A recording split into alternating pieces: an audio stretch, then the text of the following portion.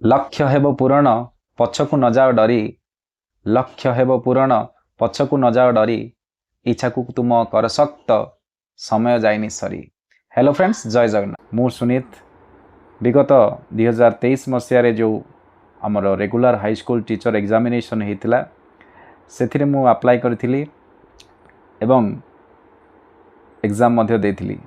परवर्ती समय रे तार रिजल्ट बाहर थिला जो थे मोर स्टेट रैंक थिला 16 आउ मोर डिस्ट्रिक्ट रैंक जो डिस्ट्रिक्ट रे मु वर्तमान कार्यरत हाई स्कूल शिक्षक ग्रुपे से मोर रैंक थिला फर्स्ट जो मु मोर अति निकटरे अर्थात मो घर ठारू मात्र 6 किलोमीटर दूर रे मु गोटे विद्यालय रे मु आज कार्य करुछि। मु कहबा को चाहे मु जेतेबेले स्टार्ट कली पाठ पढ़ा जेतेबेले मोर एग्जामिनेशन स्टार्ट थिबा को थिला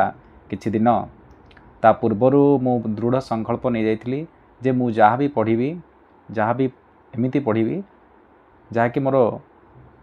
डिस्ट्रिक्ट रे मोर सिलेक्शन हम अदर डिस्ट्रिक्ट रे सिलेक्शन को मोर आदौ इच्छा नाथिला तेणु से अनुसार मोर प्रिपरेशन करिवार थिला सेटा मो माइंड रे थिला। तेणु आज मु ए वीडियो रे मोर कौन स्ट्राटेजी थिला मु किभली पढ़ुथिली केते समय को सब्जेक्ट को दउथिली से विषय रे आपण मानकु कहिबी जोटा कि आपण मानकु निहाती रूपे सहाय्य करिवो आपणकर अपकमिंग एनी कॉम्पिटिटिव एग्जाम पई। तो वीडियोटी वर्तमान स्टार्ट करिबा। तो फर्स्ट मोर स्ट्राटेजी जो थिला मुझे आपण मानकु कहबा को चाहे प्रथमे मु फर्स्ट मोर सिलेबस टी को थारोली देखिथिली एवं प्रत्येक सब्जेक्ट रो सिलेबस जो अच्छी सेटा को देखला परे मु आउ जो टॉपिक गुडी को थिला सेही टॉपिक गुडी ही देखिथिली। अदर टॉपिक को सिलेबस भितरे एंट्री करैबा एटा होची गोटे मूर्खामीर परिचय। तेणु मु सेगुड़ी को आदौ ध्यान दे नथिली जेतिकी दरकार आमे सेतिकी पढ़िबा अननेसेसरी थिंग को ऐड करबा किछि आवश्यक नुह। तेणु प्रथमे कौन करिया दरकार ना आपण देखिबे सिलेबस को आपण थारोली फर्स्ट देखिबा उचित जोटा कि मु करिथिली मो स्ट्रेटजी अनुसार सिलेबस आपण देखिले थारोली चेकअप करदेले तापर आपण को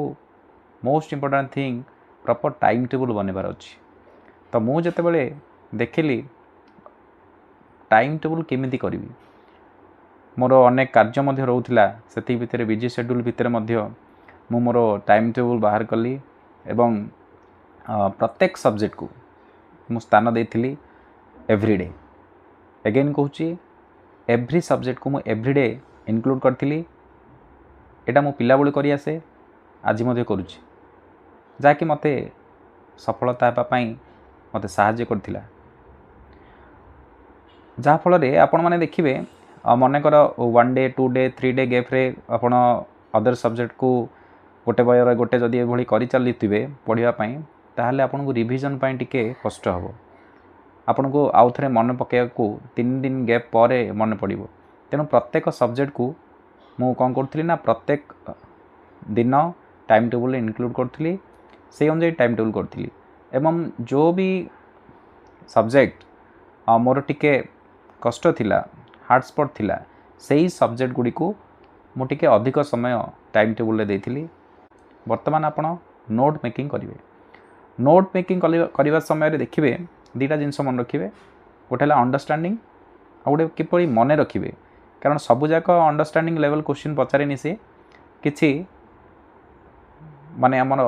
मने रखिला भलिया क्वेश्चन से पचारिबा आपनकर मने थिबो जिमती डायरेक्ट क्वेश्चन से पचारिबो जिमती इतिहास भूगोल पचारे। तो से मु कौन करी ना अंडरस्टैंडिंग करके पढ़ी की नोट मेकिंग करी सहित निमोनिक्स ऐड करी जोटा कि मते प्लस पॉइंट है स्पेशली आमर हिस्ट्री आउ जियोग्राफी पाई। देन डेली रिवीजन जहाँ भी मु पढ़ुली तार नेक्स्ट डे रे सेटा मु रिवीजन करी एटा मन रखिए खाली रिवीजन कहले आमे पूरा टॉपिक सरीबो सेटा रिवीजन करबा ताहा नुह डेली रिवीजन आपन को करबा को पड़िबो। जहाँ भी आपन पढ़ुचंती आपन डेली रिवीजन करिवे जोटा कि मु करूथली। तो कौन करूथली आज मनकर गोटे जिनसटे पढ़िली तार नेक्स्ट डे रे सकाळु उठिली अगेन मु गत रात्र रे बा गत काली कौन पढ़िली ताको रिमाइंड करथली एवं यूट्यूब रु क्वेश्चन बाहर करी से रिलेटेड क्वेश्चन जी मुझे पढ़ी से ही क्वेश्चन करी अजथा आउ अदर किसी क्वेश्चन करी मनकर 60टा क्वेश्चन थी 60टारू 5टा कि 6टा जदि से रिलेटेड टॉपिक रु बेस्ट होकर आसाला ताल से गुड़ी ही करी आउ किसी क्वेश्चन किसी करूँ तेणु आप मन रखिए डेली रिविजन निहाती दरकार तापरे डिस्कशन विथ माय फ्रेंड आ गोटे कथा मन रखिए जहाँ भी पढ़ु कौन करूँ आपण निश्चित रूपे आपणकर कौन से सांग जी थी